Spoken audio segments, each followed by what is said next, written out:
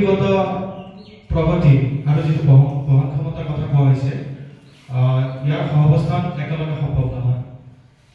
সন্মানীয় সদন, আমাৰ বিজ্ঞান যে আশীৰ্বাদ আৰু অভিশাপৰ কথা কোৱা হৈছে, যদি বিজ্ঞানৰ আশীৰ্বাদ বা অভিশাপ আমি নিজে বিবেচনা কৰিম, কিন্তু বিজ্ঞানৰ বাবে হয়তো আমাৰ যোৱা 2 বছৰ আগতে কৰোনা মহামাৰীৰ নিচিনা বেমাৰৰ সৃষ্টি হৈছিল। আমি সকলোৱে জ্ঞাত যি সময়ত গোটেই বিশ্ববাসীয়ে এক অন্ধকাৰৰ মাজলৈকে গুচি গৈছে। আমাৰ ইয়াত কোৱা হৈছে যে নৱীকৰণযোগ্য শক্তিৰ কথা, কিন্তু নৱীকৰণযোগ্য শক্তিৰ ক্ষেত্ৰতো আমাৰ সৌৰশক্তিৰ পৰাই সৌৰশক্তি সঞ্চিত কৰিবলৈ যি বেটাৰী প্ৰয়োজন হয় তাতেও আমি লিথিয়াম ব্যৱহাৰ কৰিব লাগে। আৰু এই লিথিয়াম আমি আমাৰ ভূগৰ্ভৰ পৰাই আহৰণ কৰোঁ। আৰু এনেকৈ যদি আমি এটাৰ পিছত এটা প্ৰাকৃতিক সম্পদ ধ্বংস কৰি গৈ থাকোঁ, তেতিয়াহ'লে এটা সময়ত আমাৰ যিটো বেলেঞ্চ, যিটো বহন ক্ষমতাৰ কথা কোৱা হৈছে, সেইটো নাইকিয়া হৈ যাব।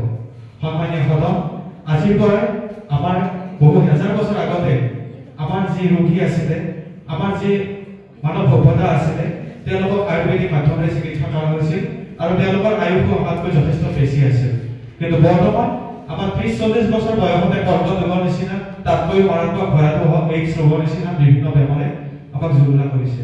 সন্মানীয় সদন, যদি আমাৰ প্ৰযুক্তিগত প্ৰগতিৰ লগত বহন ক্ষমতা একেলগে চলিব পাৰে, তেতিয়াহ'লে আমাৰ এই বেমাৰবিলাকৰ পৰা আমাক কিয় বচাব নোৱাৰে?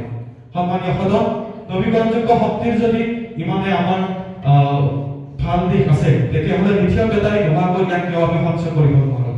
সন্মানীয় সদন, বৰ্তমান যি আমাৰ ইভি গাড়ীৰ ব্যৱস্থা কৰা হৈছে, সেই ইভি গাড়ীৰ ক্ষেত্ৰতো আমি দেখা পাওঁ, বা যিটো আমাৰ চ'লাৰ নৱীকৰণযোগ্য শক্তিৰ কথা কোৱা হৈছে, প্ৰকৃতিয়ে যদি আমাৰ এমাহলৈকে সূৰ্য অস্ত যায়, তেতিয়াহ'লে আপুনি আমাৰ বাহন, আমাৰ যি সৌৰশক্তি চালিত বৈদ্যুতিক আহিলা আপুনি চলাব পাৰিবনে?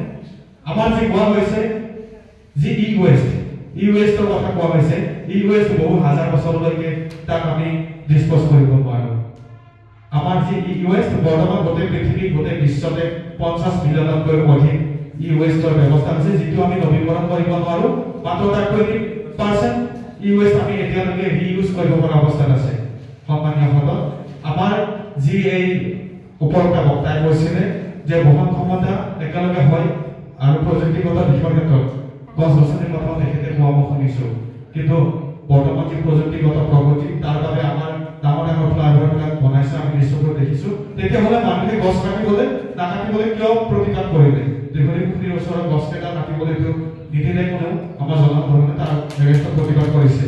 তো আমি নিজে দেখি শুনি এনেকুৱা জ্বলন্ত উদাহৰণ আমাৰ মাজত হাজাৰটা আছে। তেনেস্থলত আপুনি কেনেকৈ ক'ব যে বহন ক্ষমতা আৰু প্ৰযুক্তিগত প্ৰগতি একেলগে সহাৱস্থান কৰিব পাৰে? ধন্যবাদ।